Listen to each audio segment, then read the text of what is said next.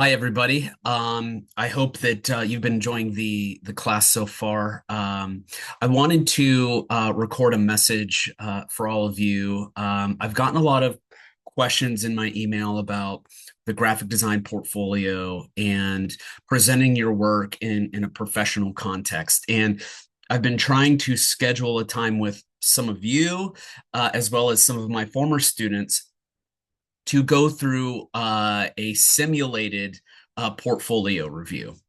And this is reviewing the portfolio is one of my most favorite things to do in education because it gives the students an opportunity to talk about their collective learning experiences and what their goals and what their vision is for their future. And I think that's really two of the greatest things I could see in higher ed, or experience or interact with are those two specific things. In the portfolio is a culmination of all of that and so much more. Um, Usually, when I review design portfolios, people are very nervous. There's some timidity. There's a lot of repetition in how they introduce their work from page to page. You can see the missteps and the faux pas and the mistakes that are made in the professional portfolio review. And I'll say that a lot of it just straight up depends on the context in which the portfolio is being seen. So AIGA Pittsburgh, we do a lot of portfolio reviews, and usually those are kind of a musical chairs round robin situation where you go from one reviewer to the next to the next to the next. It's usually much lower pressure, lower key, so to speak, much more calm atmosphere.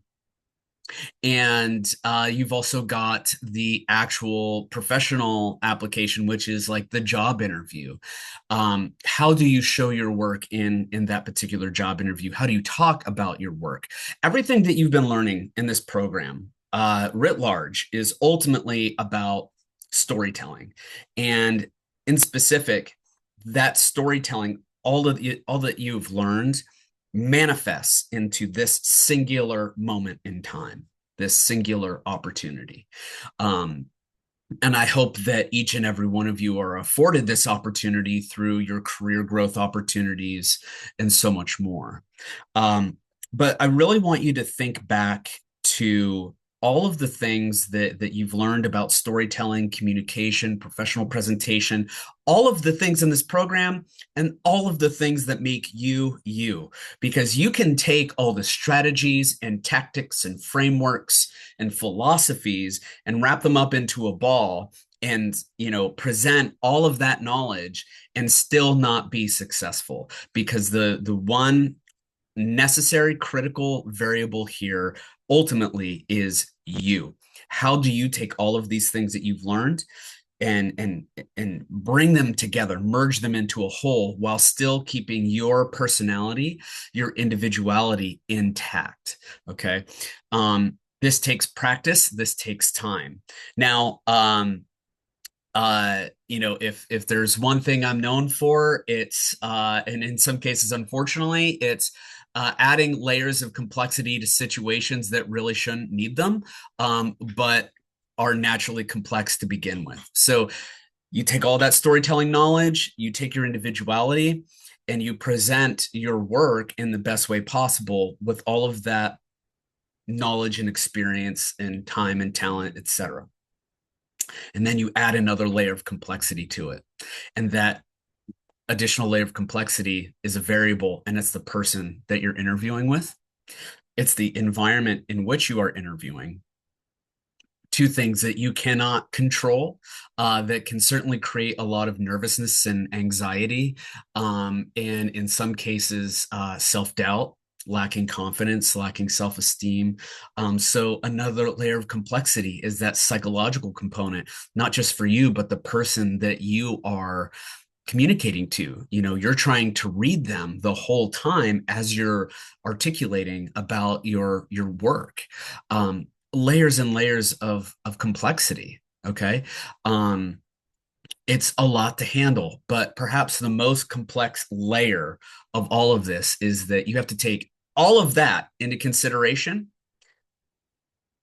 and know that the portfolio always changes. What it will be today is not what it will be next year. All right. And so you always have to be pivoting and refining and revising. And the portfolio too is it's not a static moment in time. You want to be updating your portfolio. Even if you've been at a company for 20 years, be updating that portfolio. Okay. It gives you a tremendous sense of value, self-worth. It allows you to tap into nostalgia a bit and reflect on the experiences that you have. Um, and makes you wish for the experiences that have yet to have, that you want to have. Okay. I've said it before and I'll say it again. It absolutely bears repeating. One of the best ways to learn about design is to be looking at design constantly, all the time. It's around us everywhere. Okay. This little guy, the cell phone holder, designed. The Starbucks mug, designed. Everything around us is designed. It is hard not to critique everything. Okay. But I also want you to be looking at your own design, because one of the most transformative uh, experiences of transformation, enlightenment, really is when I have a graphic designer that looks at their work 10 years after they created something, and they would look at it and just be like, oh my god, what was I thinking, what was I not thinking? And that sort of epiphany moment, it's fascinating to see, but it's also cathartic. There's a catharsis to it that helps you realize that you've come a long way and you're going to go even further. So the work that you're making now, even if you don't like it, now you may look back on that 10 years from now and say, like, yeah, there was a lot of things I did wrong there because I didn't know this, and this. Um, it demonstrates value. It demonstrates transformation in your journey, your personal and professional journey. And I would encourage you to look back on that work every now and then, and you know, not necessarily see what you did wrong and see what you did right, but to tap into the experience that you had when you were creating whatever it is that you created. Okay. Because again, bringing it back full circle to storytelling, that portfolio presentation, it is grounded in emotional context. Okay. Of the things that you say, do, feel, believe, whatever, it's in the portfolio. If you want to create resonance, it's not in how the work was made. I can teach anyone how to use creative design software. All right. I can't teach people how to think. I can give you frameworks on how to think, but your own unique lived experience is going to define how you think and how you approach problem solving. So if you want to create resonance, you need to express the emotional content behind the work that you're showing, and then identify how you solve these specific problems. Okay. Um, Adding back to that layer of complexity, you've got maybe a minute, maybe at most, for each piece in your portfolio. So you need to also be an effective time manager. If you have a half an hour interview and 15 minutes of that is maybe a portfolio review, then you've got to be very quick, 30 seconds a piece. But you have to build in cadence and comfort and pauses, especially for dramatic effect, for emotional effect. All right. Um, the position that I'm in now, as the manager of digital strategy in the health sciences at Pitt, my job interview was intended to be 20 minutes. And it ended up being an hour. And that's what you want. You want the interviewer to willingly dedicate their time to you. Because if that interview comes and goes like that, you might not stand a good chance getting the job.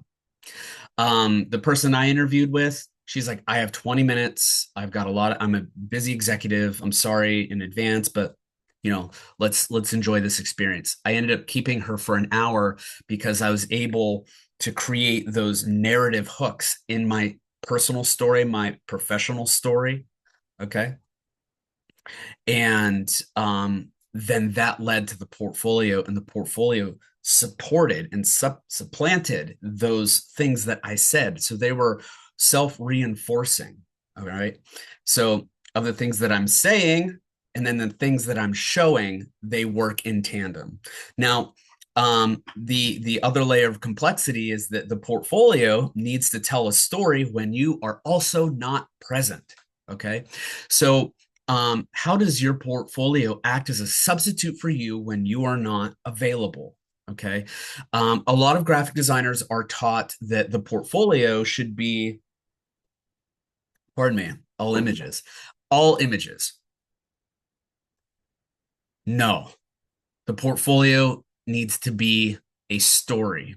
It needs, I liken it to a children's book that has written narrative and then also pictures. Um, it needs to have both of those things. Okay. Um, but the writing needs to be minimized, which is the great irony here, in that the portfolio is inherently visual. 90% of it needs to be visual. The remaining 10% can be written, but you have to use bullet points. So you have to show effectiveness in your language economy. I don't know if any of you have heard that particular term or phrase before, but language economy is essentially conciseness. How do you communicate the biggest thought in the shortest amount of words possible? All right. Because you have to understand that when people are looking at your portfolio in front of you, they're not reading. No, they're not reading.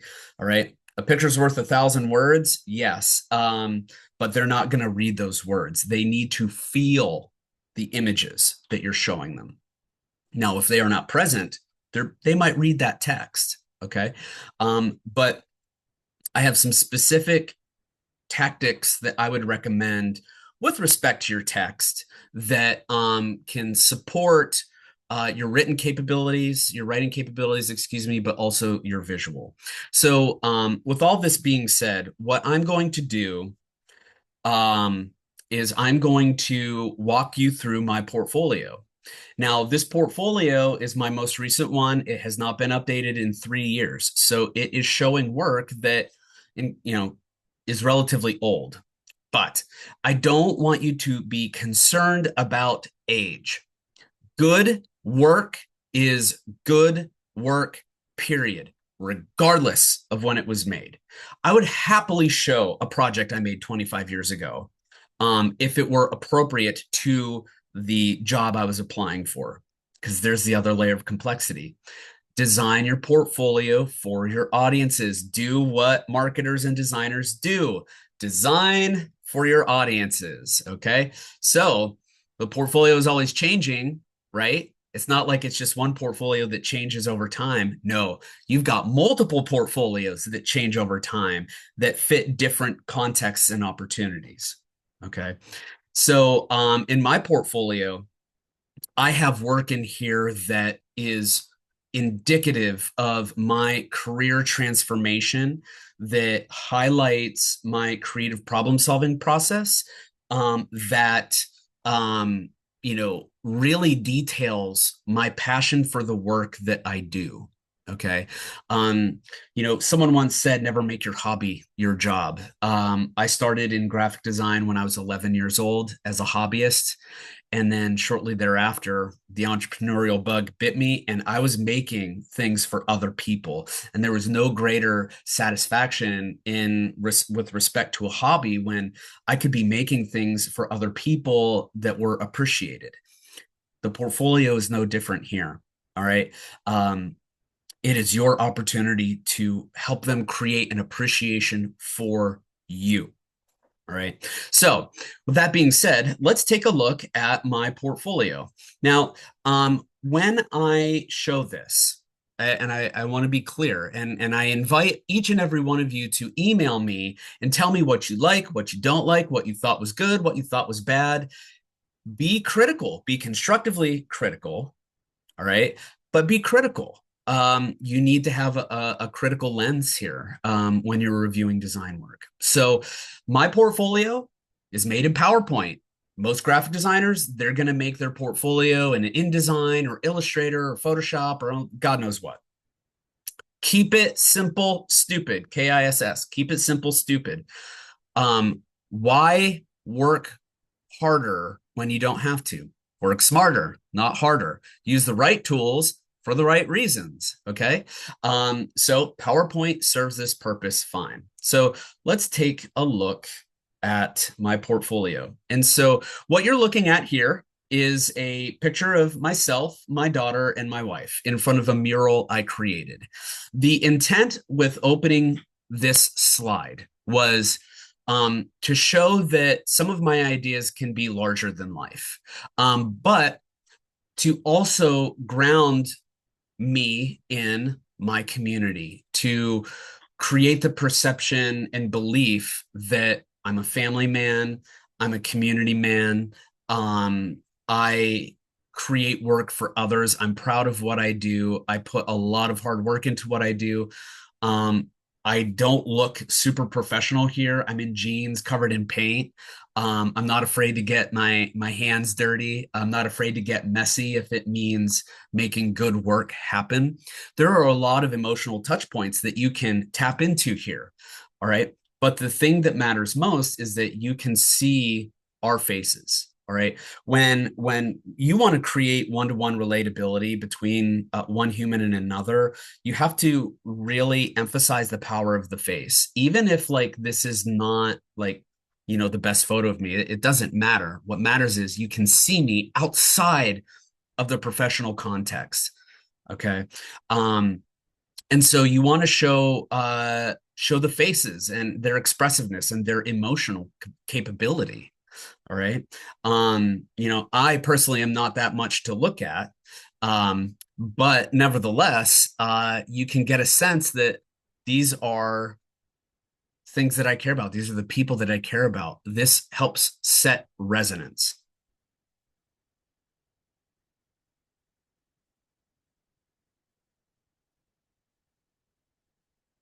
You'll notice the animated capabilities of the PowerPoint.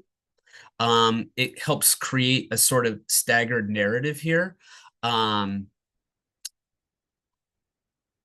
creates a little bit of interactive interest. All right. So this project here, all right, I will do by the way, I will do my absolute best to conform to how I would professionally present this work.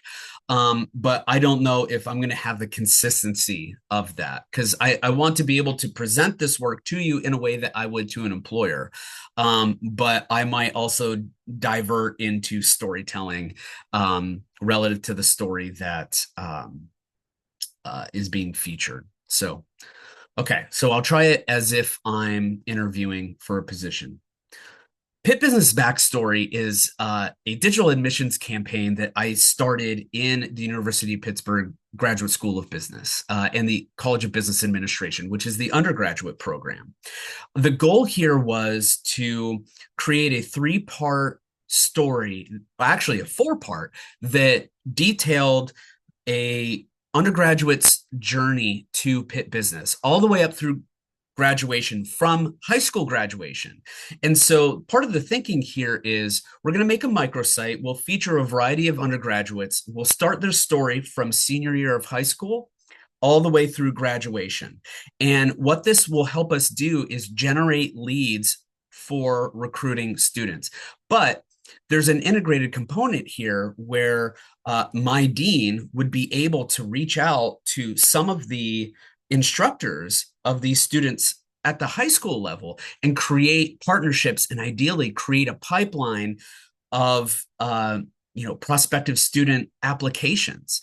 And so if we can get that pipeline going, it's going to offset our marketing expenses, offset our digital advertising expenses, and ideally keep bringing in consistently good and high quality students.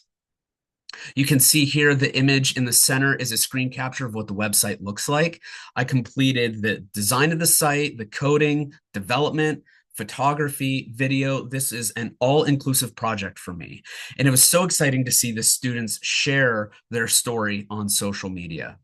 Additionally, I'm really proud of this work because I submitted it to the American Graphic Design Awards in 2020, and it was accepted as a winner. Out of 5,000 entries, only 200 were selected across multiple categories, and this was one of them. And this experience informed my ambition and my vision for how business could promote itself. Okay, so break.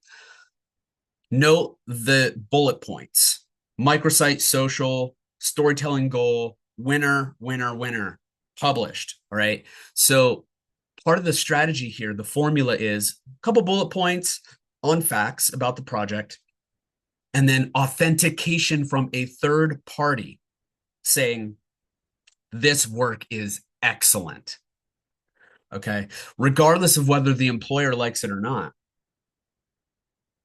they can't necessarily argue against industry.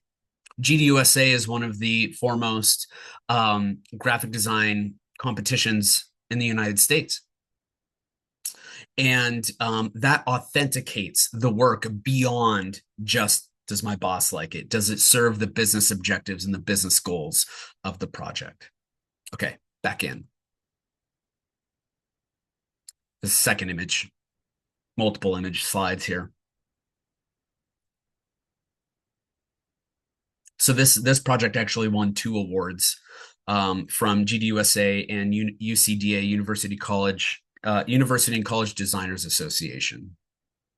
32 student profiles. This took an entire year to do. It was so much fun. So part of my job as the Associate Director of Student Engagement in the College of Business Administration, or in Pitt Business, was to create internal facing marketing and advertising that celebrated our students to the campus community and even externally at large to prospective audiences. This particular work here is actually used to promote study abroad. So this was an undergraduate campaign focused on getting students into study abroad programs. Relative to the statistics that the career development team in Pitt Business had provided to me with starting this project, they indicated basically that most students that do a study abroad experience get jobs faster, get the jobs they want, and they get jobs at the salary level that they want or above average. And so really promoting the study abroad program was a critical piece of the overall undergraduate curriculum. This work is a mixture of photography and illustration, emphasizing creative aspects of a business school that wouldn't necessarily have that to begin with. If you look at our competitors, business school marketing, it's very suit and tie driven, very professional. It communicates a lot without saying anything, and it doesn't necessarily communicate the best things. And so my goal in Pitt Business was to inject creativity and high impact dynamic visuals into the work that we were doing, that we wanted to promote, and thusly differentiate ourselves not only from other schools at Pitt, but from our competitors elsewhere. And this was a particularly successful campaign. We saw a 12% increase in study abroad enrollment.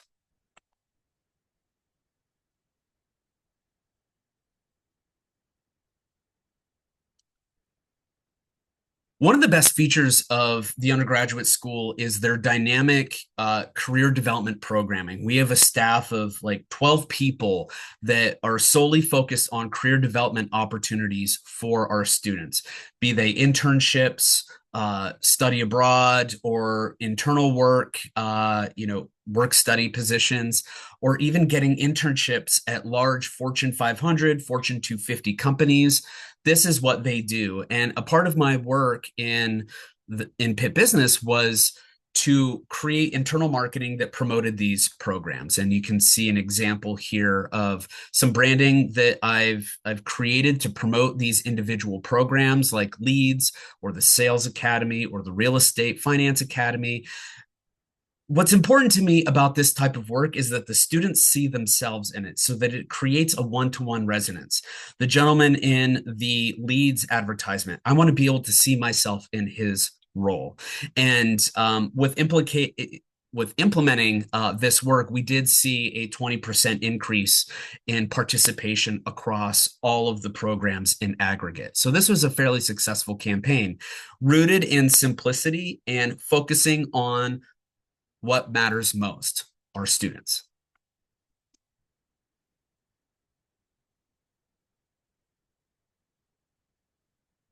Let's go back one. Okay. So in continuing that success, we cross that over into some larger events. Pitt Business has two really large events, one in the fall and one in the spring. The fall event is the Career Development Conference, which is a variation on the job fair. In this context, given that it was, the COVID year, we switched it to virtual, which meant event marketing in this context was even more important. The virtual job fair as an event was extremely hard to produce because it was all done via Zoom, but it was still really successful. In fact, we saw an increase of 100 people in the virtual job fair and virtual conference over the in-person the previous year. And there was roughly 300 or 400 students in that year. So we saw a 500 students come through this virtual job fair. And it was, it was really exciting to see that, because during this year, especially in higher education, a program or an event like this that was expecting high numbers, even virtual, it was really risky. And, there was not a lot of confidence that we were going to see high numbers. And fortunately, we did. And I think that speaks to the high quality caliber of our students and their ambition. Just some fun ephemera and additional branding I've done for Pitt Business. I've had a lot of great opportunity to create, some really unique marks in higher education, where individual logos and brand marks are, not necessarily championed. There's a high conformance to brand standardization. And in Pitt Business, we had a little bit more flexibility to do some unique stuff. Chief among them was the holiday sweater featuring the Cathedral of Learning, which I absolutely love this. Unfortunately, it wasn't ever produced, but I'm trying to think of a way to produce it. Okay, so time out here. When you're looking at this, it's important to show additional work, even if it's not published. I want to be very, very clear here that this is your portfolio. You can design it however you want. Just because work is in there does not mean that it was published or it's authentic in any real terms. All right. So that sweater never existed. It was never going to exist unless I was able to somehow make that happen. But I'm in Pittsburgh. There are a lot of Pitt graduates. You show a picture of the Cathedral of Learning, like that's going to tap into a very specific nostalgia, especially if your interviewer is a Pitt grad or spends time in Oakland or knows what the cathedral is. So I'm trying to manipulate a little bit of emotions there. Okay. That said, it's a fantastic looking product. And it just demonstrates a little bit more knowledge beyond just a logo or just a print piece. It's like, this is how these newer, interesting, more creative things can be made. Okay. Back in. As a designer of internal marketing, I often have to create admissions marketing work that seeks to pull in prospective students and increase the number of applications that we receive. So specifically, my job is I bring people to the door, and then the admissions team pulls them through or opens the door and invites them in. Okay. So my job is to get applications into our system. Some of the ways that we do that are with print material, especially during 2020.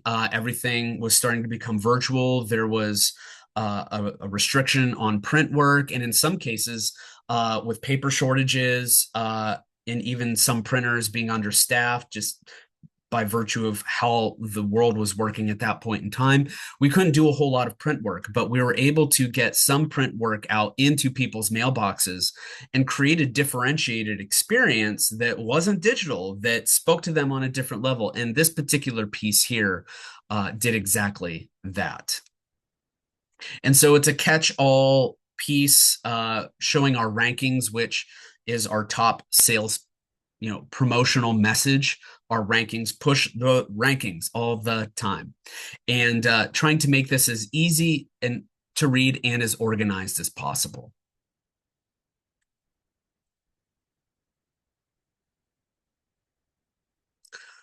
During the pandemic, I was promoted from associate director of student engagement to director of digital marketing. One of my first projects as the director of digital marketing in the graduate school in the graduate business school at Pitt was to work on our annual magazine. We did make a print version of our annual magazine during the 2021 year, but there was a larger emphasis on making this virtual. And so I was really excited to build out the entire virtual version of our magazine. The book itself was distributed all across the world, but we put in some additional paid advertising on social media in a 120 radius around Pittsburgh to draw people into these stories with the hopes of recruiting students to our MBA programs.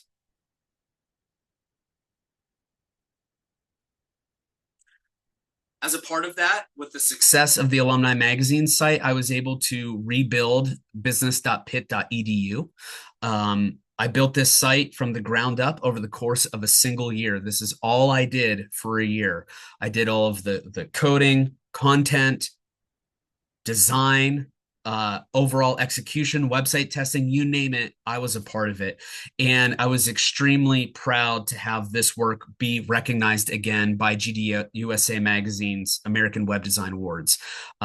It was featured on their website, published in their magazine.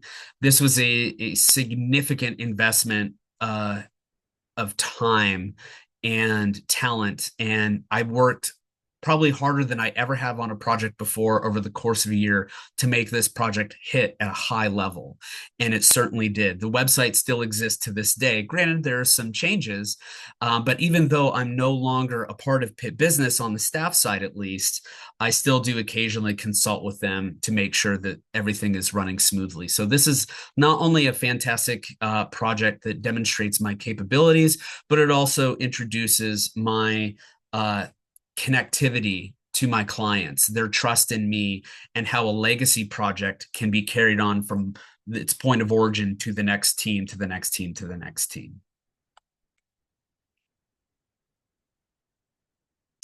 One of the things that I like best about marketing is rhetoric and visual rhetoric. I love being able to convince someone to feel a certain way or do a certain thing that's in accordance with my business objectives. In this case, I want people to apply to the MBA program. I want them to see themselves in the people that we're promoting and apply. This is a campaign called The Right Mix. And it's a variable campaign. So the idea here is for every single person that we feature, their right mix will be a little bit different. So for example, Stephanie Campbell, she has the MBA with the right mix of curiosity and momentum. All right. Versus the gentleman on the right. While these are mock-ups, the gentleman on the right would be commitment, and challenge. So this variable campaign could exist in perpetuity by having different combinations. This was such a wonderful project to work on because it put our students and alumni front and center. Not only did this serve as an admissions campaign, but it also served as a development campaign from alumni relations. And we were able to broadcast this at a large level, put some money into paid advertising, and we saw some significant increases in MBA applications, but then also alumni coming back into the fold and either donating their time, talent, or treasure back to our programs. Here's some additional versions of this. Basically, you can see the homepage here and then what an individual story looks like.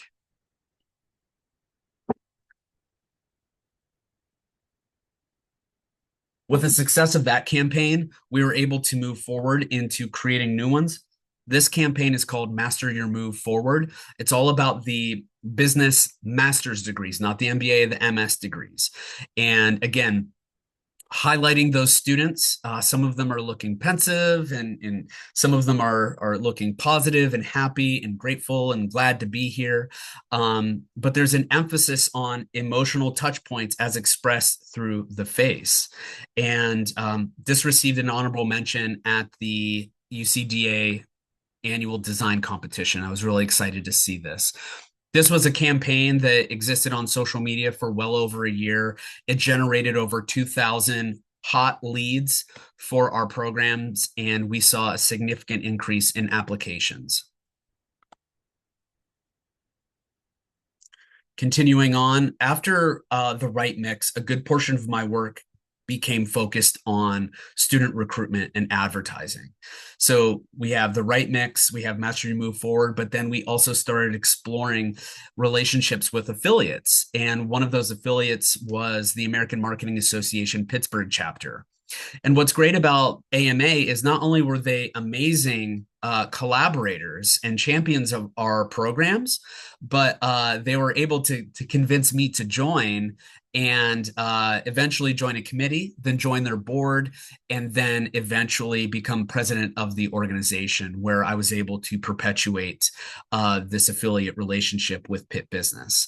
This was a really exciting project because we were able to put some money into actually printing it. So light post banners, posters on cork boards in classrooms, and not just in business classrooms, but in other classrooms and other schools on campus. And we were able to distribute some of these posters as well to AMA events, as well as some corporate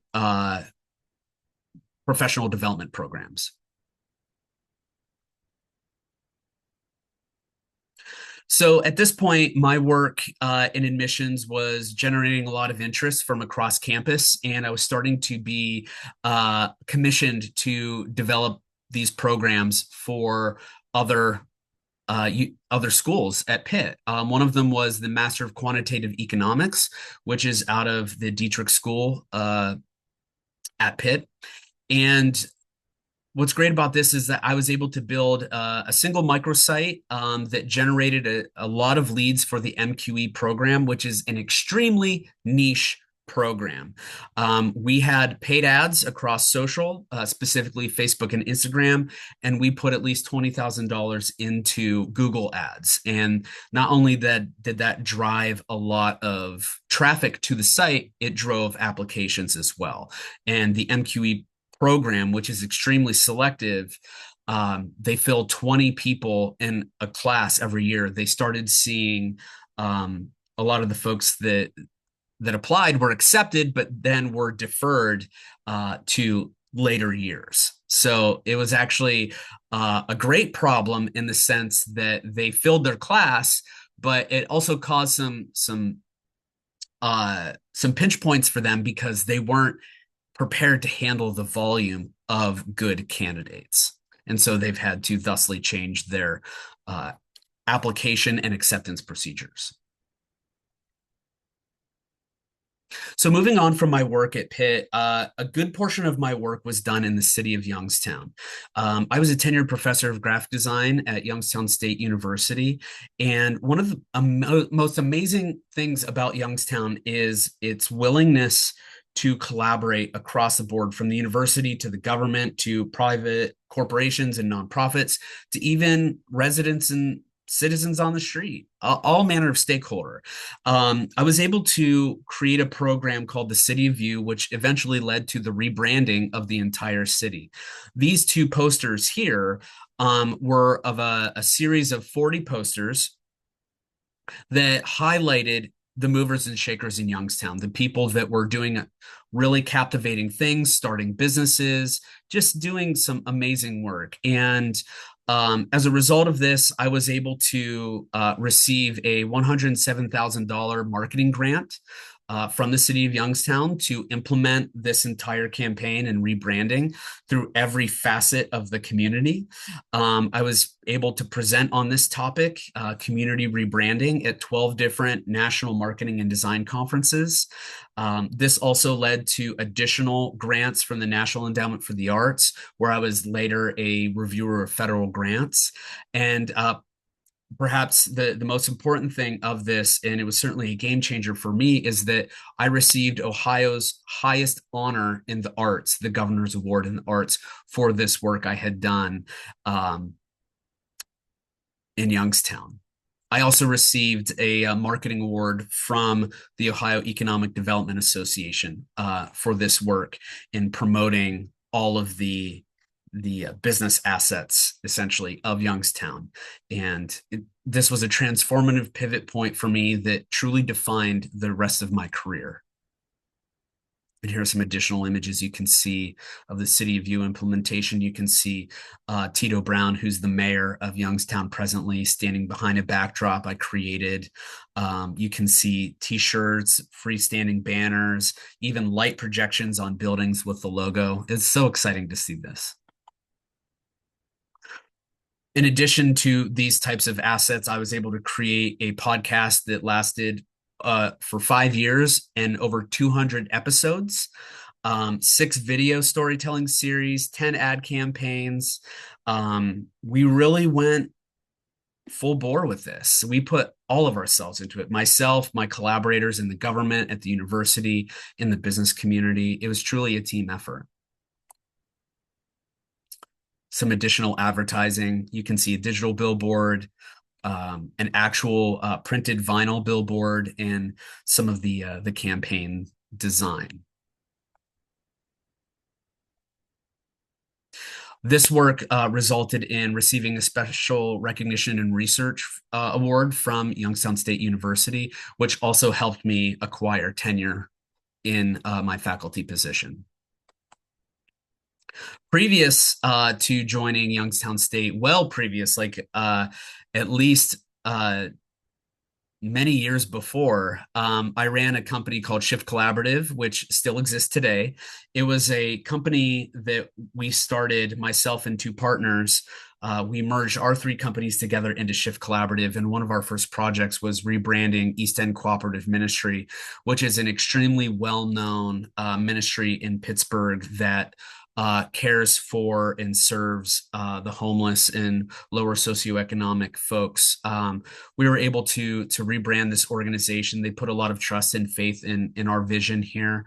And also at the time, I was a Rotarian, and we did all of our volunteer work in their kitchen. So we would make meals for homeless folks and serve them, and really get to learn about their trials, their tribulations and challenges, and even, some of the more positive aspects of their life. I've never met a group of people more grateful in my life to just have that interaction with someone. And it was truly a life-altering experience. And this brand still exists to this day, which speaks to the conceptual strength of the work.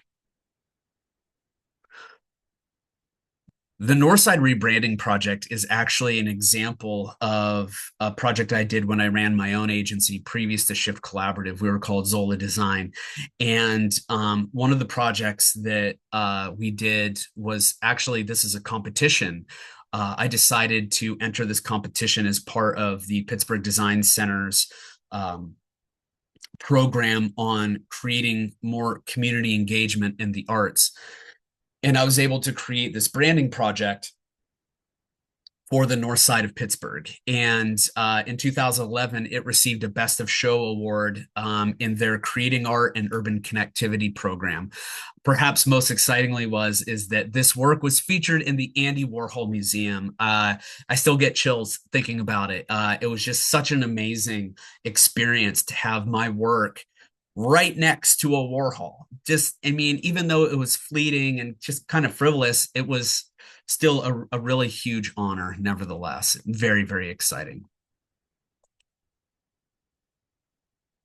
Pittsburgh Parking Day is a community engagement event where people can reserve a parking spot and then essentially create a park in that parking spot. And we were commissioned by the city of Pittsburgh to do the Parking Day posters 3 years in a row, 12, 13, and 2014. And our approach to this was to have a really organic illustration style. And make it, use organic curved lines and just very illustrated and two color. We wanted to stand out when you saw posters. We wanted to be approachable and meaningful. And they loved the work. But perhaps most importantly is the second poster from 2013. We had variations on this concept where if you look closely, there's a person sitting in a chair and they're whistling. And the song that they're whistling, if you can read music, you can actually whistle what the music is. So when you look at the poster, it has an audio capability to it, and it's Young Folks by Peter, Bjorn, and John. That's about as good as I can do with whistling.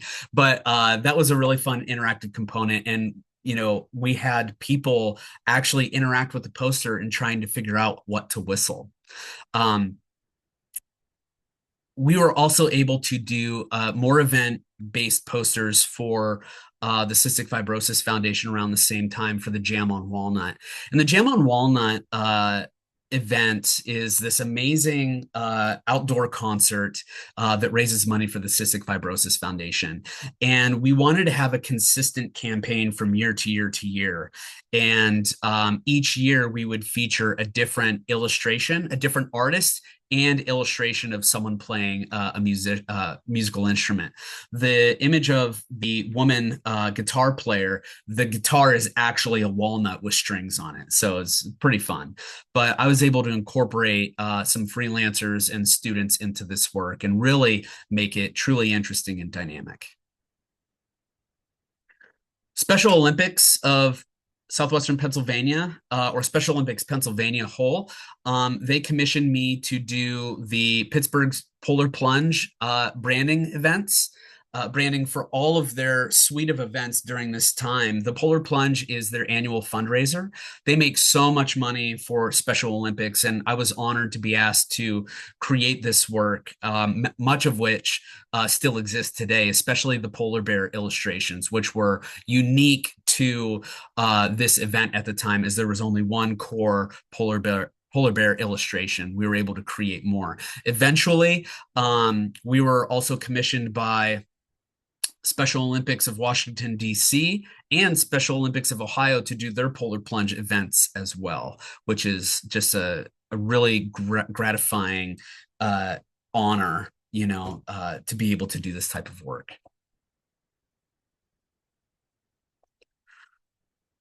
Right now, I'm on my fourth company. It's called Plus Public, and we rebrand communities in revival, post-industrial communities in revival. Many of us have grown up in communities that saw industry move out, saw lower economic power from these communities. And part of my job is to go in and help create branded communication platforms that set them up for economic development and community engagement success. One of the niche aspects of this is being able to rebrand libraries, which is such a huge honor. And we were commissioned to rebrand all of the libraries in Cambria County, Pennsylvania, which is where Johnstown, Pennsylvania is. I'd say over the course of a year, we rebranded all of these organizations as well as developed the website for the main library system, Cambria County library system. We got to go to every single library in this county. We saw all of Cambria County. Some of the libraries, one library was in a trailer, one library was in a house. We saw just a diverse range of experiences, and we met with all of the stakeholders from these libraries and ran them through very specific design charrettes that helped them identify the core pieces of their brand pillars, the soul of their individual libraries, and we were able to create the visual interpretations subsequently.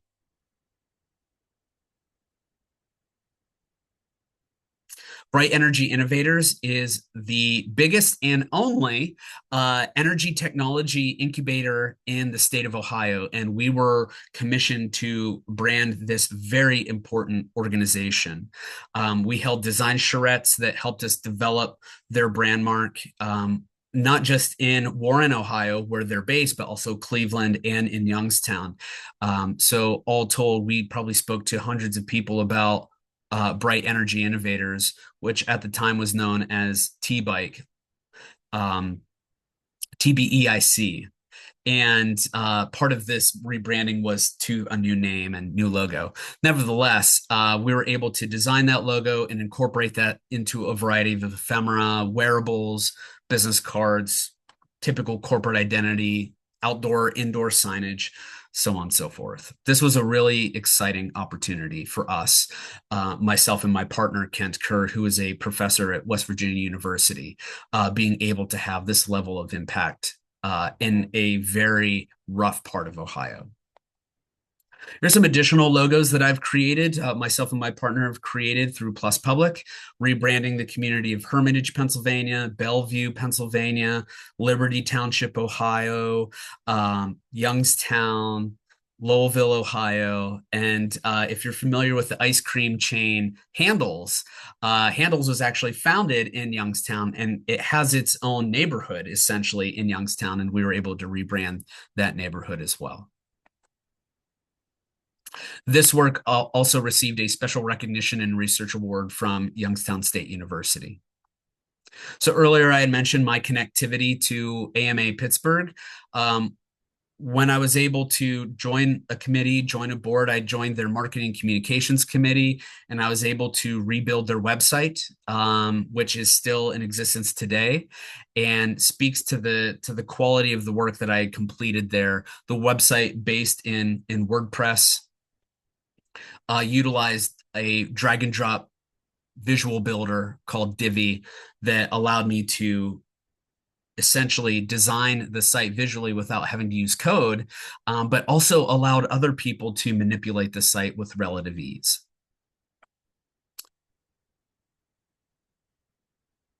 Talks with Thompson is a 50-episode podcast I created during the pandemic that sought to introduce my students across many universities to practicing marketers and designers, and to get their opinion and insight on how to start your career during a global pandemic, which, you know, in a sense has a selfish tint to it. But these are students that at the time were, you know, really, really concerned about the investment that they made in their education, not being able to merit out a position that really they've earned.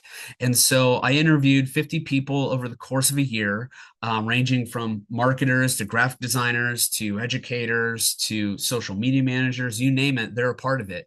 And this podcast while I have not recorded an episode in, going on a little over 4 years now, is still used in my classrooms to date and is still providing meaningful results for my students. This work was recognized by Design Incubation. It was nominated for a service award for Design Incubation, which is a graphic design education think tank organization. And it's also used by other instructors at Point Park University and the Community College of Allegheny County. Finally, my last project here is called Calm Centered. And Calm Centered is a blog I developed that sought to fully explore the visual capabilities of higher education. More specifically, I'm analyzing branding and advertising that's coming out of the higher education industry, and I'm writing about it.